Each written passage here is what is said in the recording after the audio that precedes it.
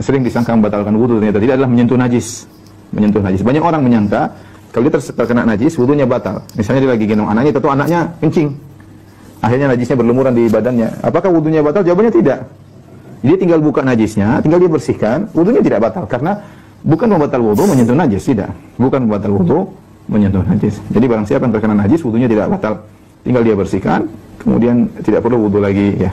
Mohon maaf ya Pak Dr. Firanda, sebodoh-bodohnya orang Aswaja, tidak ada yang menyatakan menginjak najis itu menginjak kotoran yang tidak bisa dimakan dagingnya, baik manusia ataupun hewan yang tidak bisa dimakan dagingnya itu membatalkan wudhu, Pak Dokter. Ada loh yang menyatakan seperti itu adalah teman ente sendiri, Profesor Dr. Khalid Basalamah. Assalamualaikum warahmatullahi wabarakatuh. Alhamdulillahirrabbilalamin. Wassalatu wassalamu ala Sayyidina Muhammadin ashrafil mursalin wa ala alihi wa sahbihi ajmain amma ba'du. Kaum muslimin dimanapun berada dan siapapun Anda, semoga Allah subhanahu wa ta'ala senantiasa memberikan rahmatnya, taufiknya, hidayahnya, maufirahnya, memberikan kelancaran rezeki, kesehatan pada kita semua. Amin. Allahumma amin.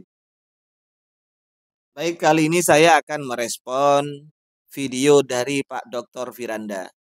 Pak Firanda memang benar menjelaskan bahwa tidak ada ceritanya itu ya, ketika menyentuh najis kemudian membatalkan wudhu.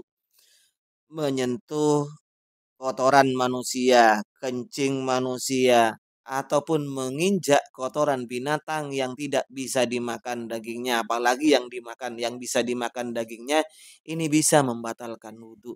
Karena orang-orang Aswaja sejak dari MI ini sudah diajari Pak apa saja yang bisa membatalkan wudhu.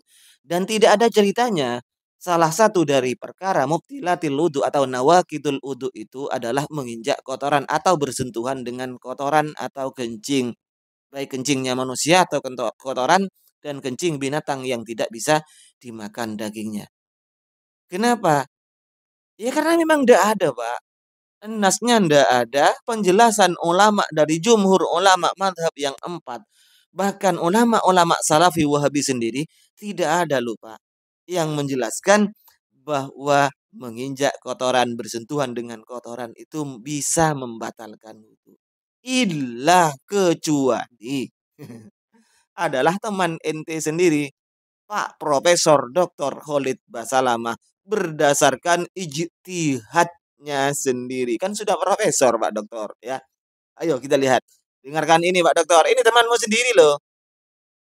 Perlu ibu-ibu tahu, ada najis yang sifatnya membatalkan wudu, ada najis yang tidak membatalkan wudu. Najis yang membatalkan wudu namanya najis hissi. Najis apa bu? Hissi. Hissi itu najis yang menajiskan, seperti kotoran, semua yang dilarang makan, kayak manusia. Kan kita tidak boleh makan manusia, karena dia bertaring. Manusia kan bertaring, sama dengan hewan-hewan yang bertaring. Kita kan tidak boleh makan anjing, nggak boleh makan ular, karena mereka bertaring, gitu kan? Maka kotoran semua yang dilarang makan najis hissi namanya. Najisnya membatalkan, atau makna lain najis mughalladhah, najis yang berat, nah, najis besar. Nah semua dari yang dilarang makan ini, maka kotoran mereka, kencing atau buang air besar tinjahnya, ini najis berat, gitu kan? Nah, sudah dengar Pak Dokter? Jadi temanmu yang bilang bahwa menginjak kotoran, bersentuhan dengan kotoran binatang yang tidak bisa dimakan dagingnya karena ini sudah najisnya najis isi, najis yang benar-benar najis sehingga bisa membatalkan wudhu. Saya juga gimana ya? Bingung Pak Dokter.